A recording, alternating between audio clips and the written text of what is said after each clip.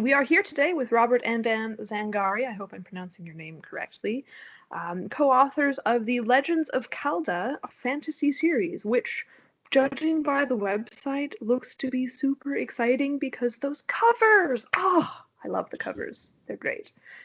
So tell us a little bit about yourselves in whichever order you prefer and what you're working on at the moment, and we'll get into the earlier books later. Okay. I'm Robert. I'm the son of Dan, and I've been working together with him for about, what's it been, 9 years now? 2011. Yeah, summer 2011 we started working together on this series, and right now I'm currently finishing up a prequel novel for the series, Prisoner of Tardalum, and I should have that done in about 2 weeks, and we're hoping to have that released sometime this fall. And then we'll jump back onto rewriting the sequel, The Dark Necromancer, so the one that follows The Princess Errand. Aha! Rewriting the sequel sounds like trouble. Yes. You want to explain some of that? Yeah, so we started writing. So I came up with kind of the overall story many years ago, 20, 30 years ago, actually. And it just kind of evolved over time. And we started writing 2009, 2010, really started writing, getting more serious about writing. And we started out with the Dark Necromancer. Well, actually, we started out before with something actually later, and decided, well, we really need to go back and start from the beginning, because I was kind of starting in the middle when I was writing. And so a couple of people told me, you got some good, this is a good story. What about all this other beginning stuff that you haven't told us about yet? So we started with that, and we wrote that in 2011, 2012. We published the original Dark Necromancer. It wasn't the greatest cover. We had an editor that helped us edit it, so it was okay, but it really wasn't getting a lot of traction. And then we wrote the follow-on stories to that. There was a couple that we wrote and actually published in 2012 and 2013. And then we decided, we weren't getting a lot of traction, and we thought we really need to kind of revamp this. We need better cover art. So we actually hired an artist that does really good cover art for fantasy and fiction. And he's the one that's done the covers that you've seen. And we got an editor that's actually a more experienced editor, and so we've kind of revamping the whole story, and the Princess Errand is the beginning of that. It basically actually occurs right before the events in the Dark Necromancer. So we kind of stepped back there too and said, okay, let's go back a little further. We're still not at the beginning.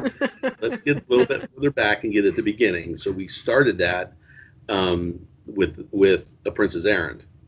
So the Dark Necromancer, which will be our next book out, was originally the first book.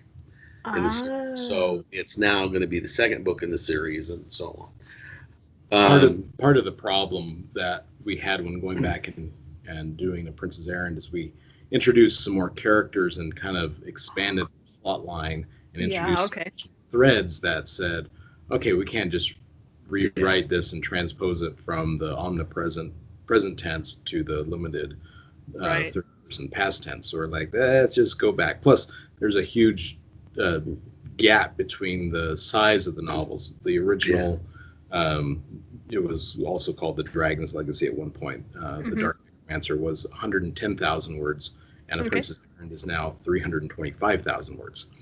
Just a little different. Yeah, so readers will have some expectations to have a little slightly bigger books, and then the follow-on books, The Elven Secret, The Mage's Agenda, and Treachery in the Kingdom, were around the 130 to 150,000 word range. So we're like, yeah, we got to just go back and rewrite this and make it better. So, just reworking the entire structure of the story, because why not? Yeah. Yeah. Well, we were thinking it's going to make it better. Oh, absolutely. Yeah, sounds like. And it'll make it. Yeah. I think people will enjoy it better. The few people that did read the previous ones liked them. So, but we're getting a lot better, I guess, feedback. Sure. Current Sure. version of the books, and so And it's performed better too. and it's performed a lot better. That does help. lot Just better. a smidge. Yeah, One just of a little the bit. things, so one of the things I'm working on, kind of on this, so I still work, but one of the things I'm trying to do on the side while Robert's trying to finishing up these other things is later on in the story, we go to a different world, Ooh. a different planet, and so there's some backstory and there's some history on that planet that we don't really talk about in the storyline. Mm-hmm. So what I'm doing is I'm going back and I'm kind of working on that story as it occurs, kind of in parallel, a little bit and somewhat in parallel to the current storylines that we're working on. So I'm going back and looking at that world and kind of writing up, okay, this is how all this occurred that gets us up to when in Legends of Calda we get to that part of that story, of that world. So I'm kind of like a backstory, a little bit of back information. Sure. That will end up being a book or a series of books in and of themselves. Wow. Sure. So you've got a series, you have a companion series, you're doing a prequel, just a few projects. Just Just all a few. kinds of crazy stuff. Yeah. We have some grand ambitions. We'll see if we get them all done. See if we get it all done. The thing was, I mean, the key thing for me anyway is we've created this universe. We've created this world and this universe that's pretty much wide open to whatever we want to do. Yeah. And it's different. It's totally different. Uh-huh. So it's I think there's no boundary here. I mean, we got some grand, like Robert says, we got some grand ambitions, but I think we can get there and do a lot of what we want to do. Yeah. Yeah. Sounds like fun. Now you'd better actually tell us about the story. I don't know where to start. So tell us the important bits without getting us out of order. Okay.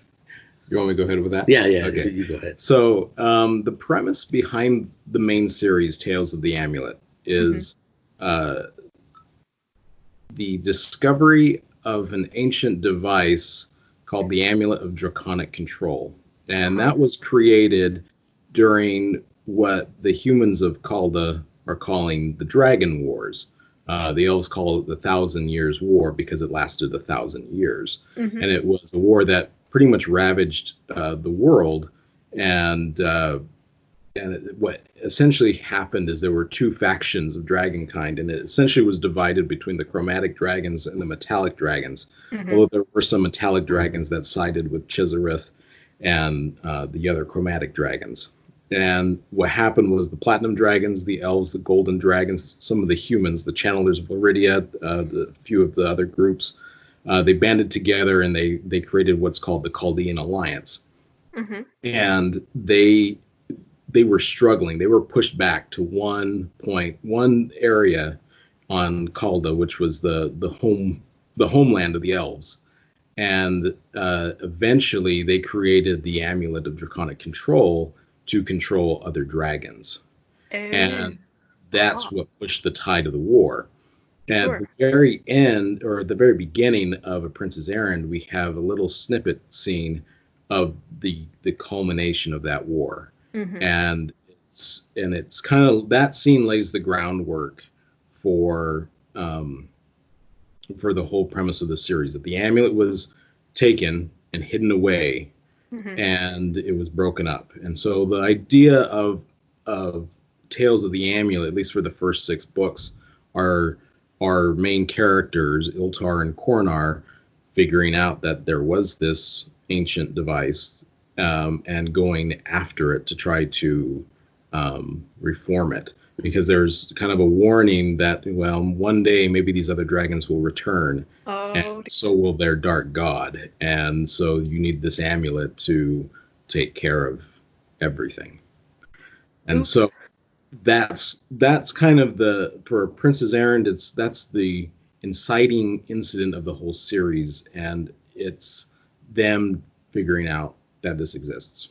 And the rest of the stories that we had written were their quest, and so we kind of broke it up to where each book was them going after a certain piece of the amulet. Mm-hmm.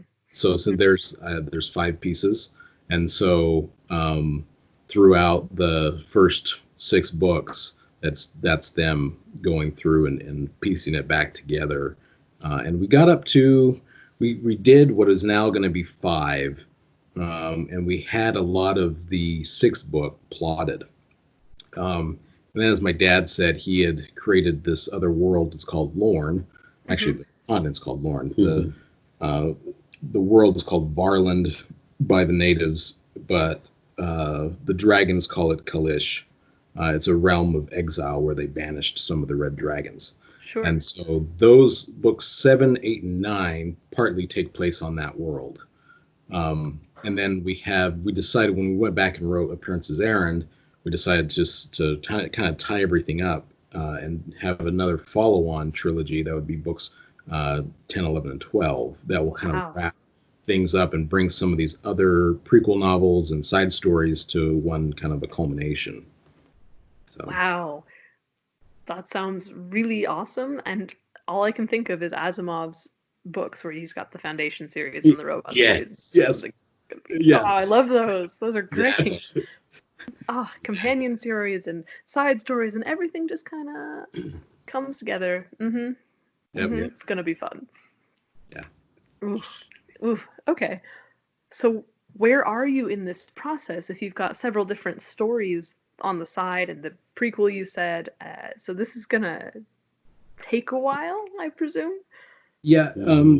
So Princess Errand took about 9 months for us to write. Mm-hmm. And then it was about another 6 months of editing or so. I think I spent about 2.5 months, and our editor Linda spent about 3 months, and I spent about half a month implementing all of her edits. Mm-hmm. And so we're kind of expecting about a book a year to every half. Okay, sure. Right now, A Princess Errand is the only one that's released. Right.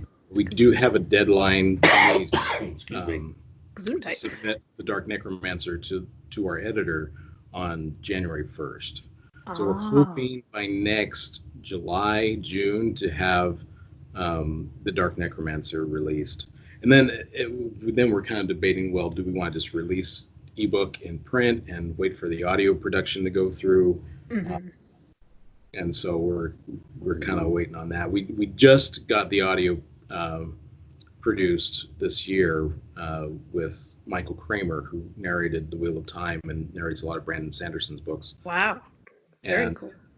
It took him about, 3 months, I think, 3 months to get through it all. And so we're like, do we want to wait the additional 3 months or just release it? And then when Michael's ready, we go ahead and push out the next one. Yeah, that could be a bit tricky.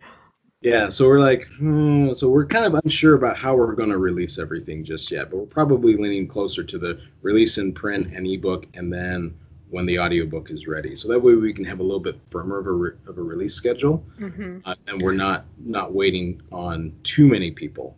Right. We've been trying to get cover art done beforehand. So we already have the cover for the second book finished, and if Dan moves his head, you can, wow, a bit of it in the background. That's cool.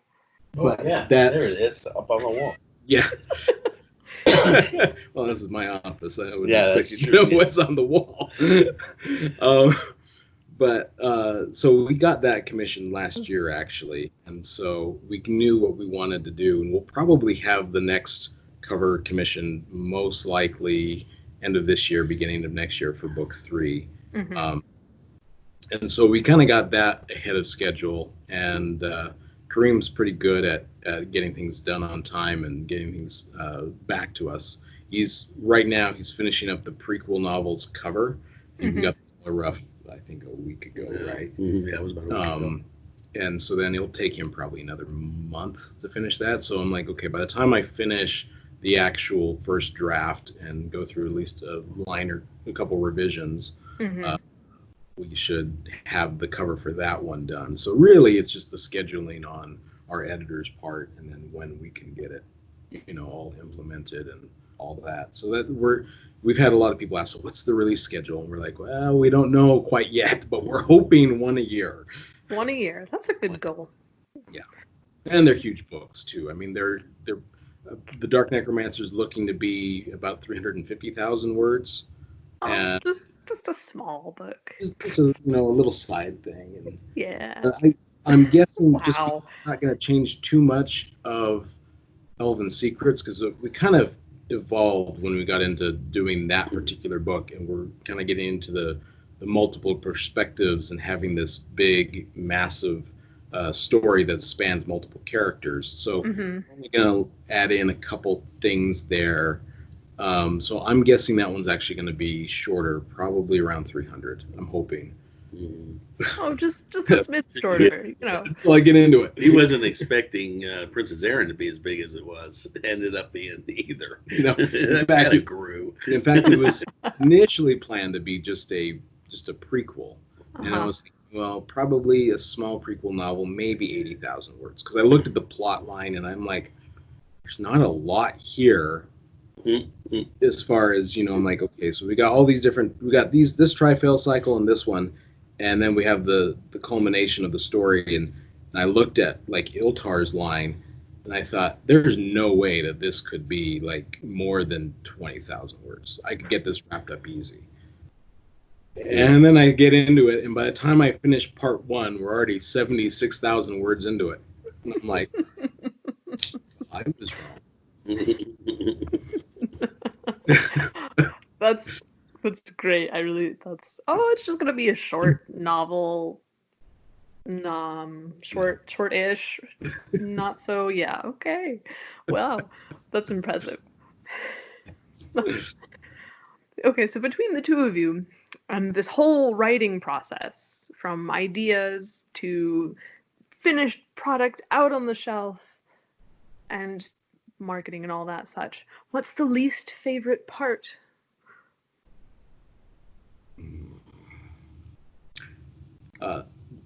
I'm gonna answer because I know for me, I don't particularly like launches, just because it takes me out of the writing, and I tend to notice that I spend so much time on a book launch that I don't write until I've gotten like everything set. And that includes getting the ads tweaked right and getting everything done. That wasn't actually as bad with A Princess Erin, because I got it released and we had it on pre-order, so there really wasn't too much to do. There was some minor updates that we got from Gamma feedback from our Gamma readers, and so I implemented those like the week before. And then it was maybe a week and a half after that I was finally like able to really fully focus on getting back to some more writing. So for me, I would say I don't particularly like launches, just because it distracts me from what I really like to do, which is the writing. Yeah. And so that would be my only thing. But you got to launch a book in order to, get it out there. So it's it's an important part. Kind of a thing, Bummer. All right, your turn, Dan. I guess my least favorite part is the editing process, and it's not so much the editing itself; it's just the time it takes. And I know it has to take time. It's going to take our editor time to go through it, especially a big book like A Prince's Heir. But it's just I'm sitting there, you're waiting, and I guess it could be, working on other things, and we have been, but it's just that I don't know, maybe it's the anticipation of, okay, what is she going to say about it? Is she going to like it? Is this how bad are the edits going to be? And it's just that anticipation, And I mean, as it turned out pretty good. I mean, she had some really good edits, and it wasn't as bad as I thought it was going to be. It was very always a bonus. I think we had to revise 3 scenes. Yeah, I think. Yeah. So. And 2 of those scenes were actually in the prologue. Ah. So it wasn't too bad. I mean, it was kind of, we just rewrote some stuff, and the rest of it was just simple things. Yeah, it ended up being pretty good. So from that standpoint, I was pleased. But again, it's just the anticipation. Yeah, waiting. What's going to happen? Yeah, I understand. Both of those, actually. The admin parts of the book launch, not so fun, and the editing process, the waiting. Oh no. Yeah, also not so fun. But I mean, the fun bits outweigh the not so fun bits, or we wouldn't do this. Yep. Yeah. That's the whole point. We keep doing it because it's fun. It's addictive. It's fun. It's fun to do.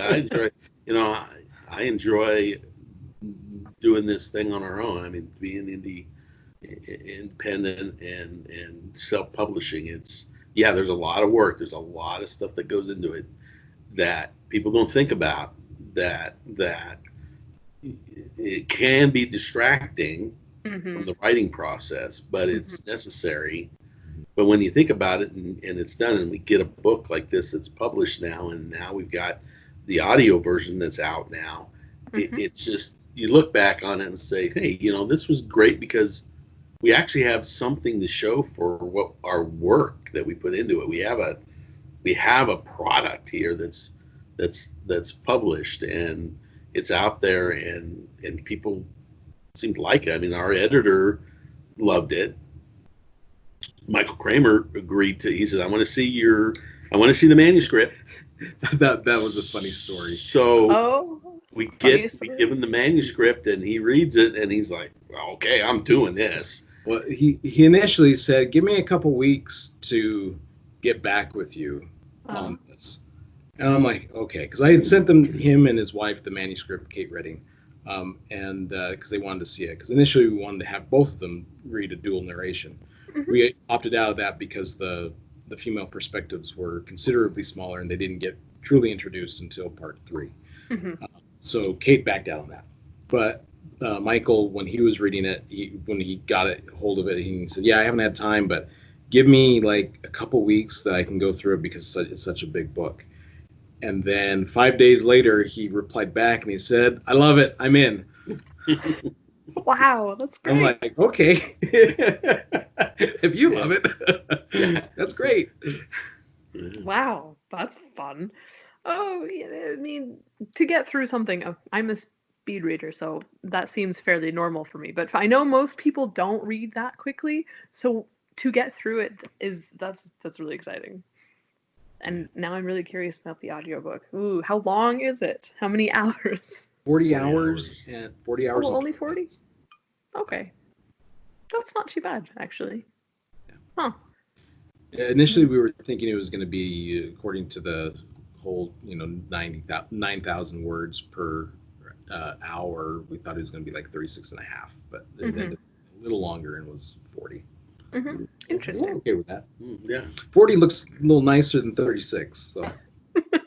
So those nice round numbers, yeah. Oh, what fun. That's great. Okay. For writery types trying to get into your specific niche, which is to say very massive but also very interesting epic fantasy type things, are there traps to avoid? I would say, yeah, and I think the biggest trap, and we avoided it, is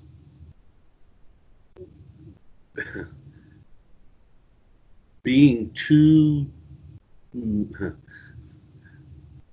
married to your initial writing.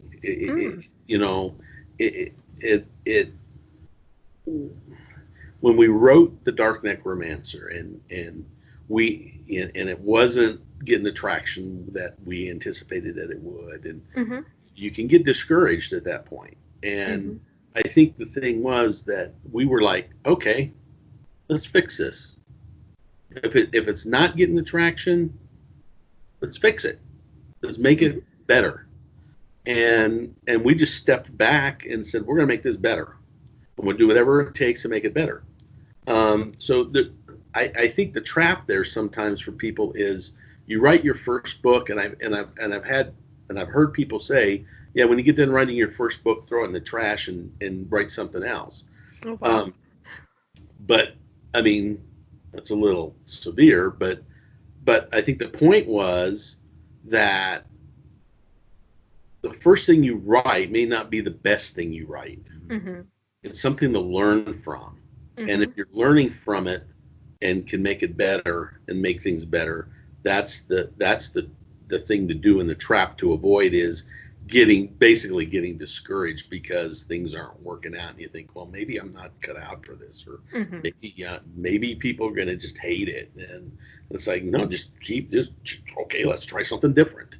Yeah. Let's tweak this and do something different. So for me, I think that's a trap that somebody could fall into that I think we avoided. Yeah. I don't know. What do you think of anything else? I got a couple things. First, so on the writing side of it, I would say you need to understand which perspective is going to best suit the scene. Because for some people, for some characters, one scene might be shorter and one scene might be longer. And knowing which one of those to pick for the particular scene is key, because that can greatly influence your word count and the course of your story. There is something, we did that in The Prince's Errand in chapter 64, where I deliberately shifted it to Elsia's perspective instead of Iltar when they're infiltrating the palace. Because Iltar's would have actually given away some things. And there was some reveals there that if I were doing it from Iltar's perspective, it would have messed everything up for the rest of the big reveal that we were building up to. Also, I would say when you are introducing, because with a big story like that, you're going to have multiple viewpoints. Oh, yes. Being able to have a main line and having enough of the character development from your main character's perspective that you can eventually branch off into the perspective of that other side character. And when you do it, if you build up the characterization enough, then you don't have to dwell too much on getting to know that character that new character when you switch over to their perspective. Like for Pagus, Iltar's apprentice, you know Pagus from the very beginning. You hear about him. You don't meet him initially. You don't meet him until chapter 4. And he's alongside Iltar, and you understand his personality. So when you flip over to him towards the end of the book to get an additional perspective on the climax of that line, I didn't have to go too far into developing him as a character because he was already developed. And all we had to do was just see things through his eyes. Now, on a different note for that, if you're writing a huge book and you're going to go to print with it, then you need to be aware of the extra print costs. So, Prince's Errand, I initially formatted it to follow the publishing standard of 42 lines per page at 11 point font. Sure. With pretty narrow margins on the side. That turned out to be 910 pages. Just a small book. But the price on that for printing was nuts. Really? Yeah, it's still nuts now. We cut it down. We got it down to 40. We got it up to 47 lines per page and down to 786 pages. Still crazy. And it's still quite a bit. It's I think it's 20. It's 19 something plus like end up being like an extra $1 for shipping. It comes out to be about 21 something for us to personally print a book that we can sell ourselves. Wow.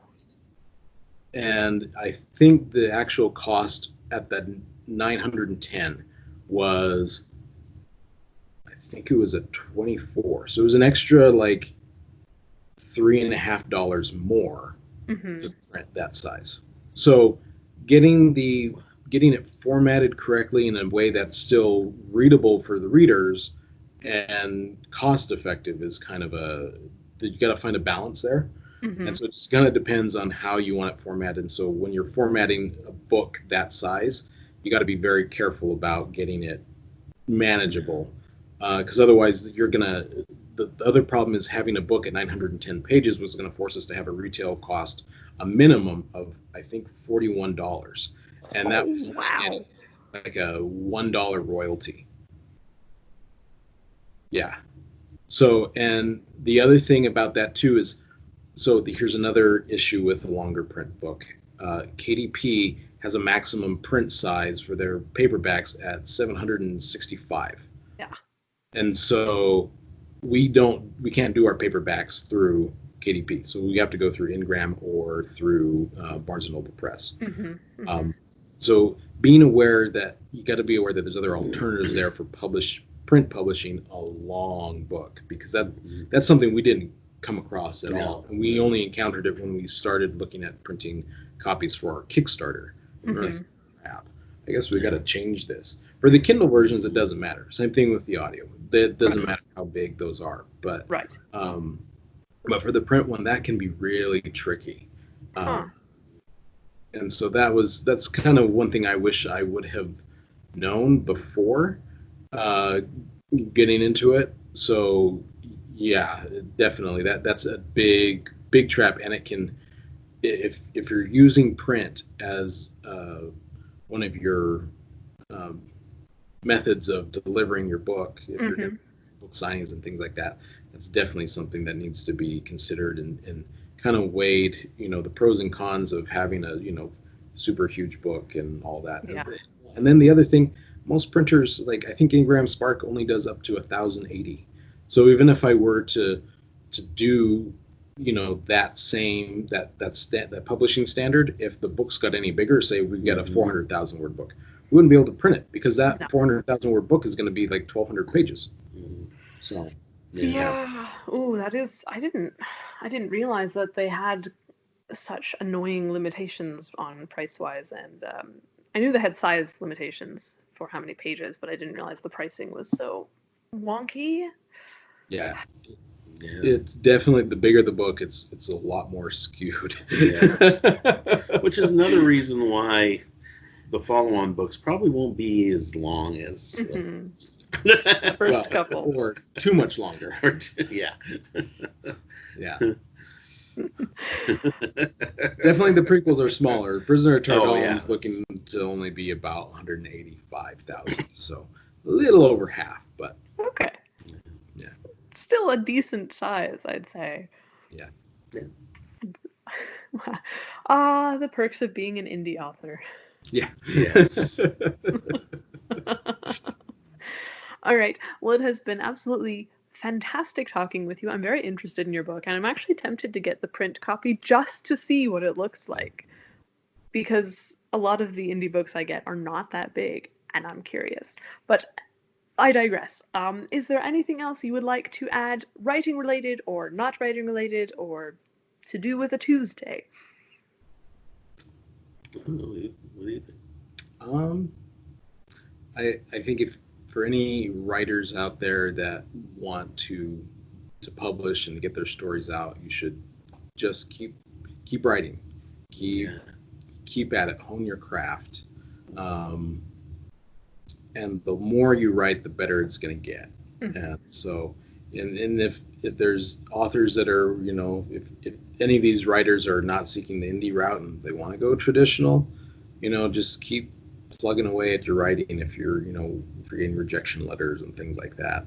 When we first started, we wanted to go the traditional route. Yeah. Mm-hmm. And I think we spent a year querying and a couple hundred rejection letters.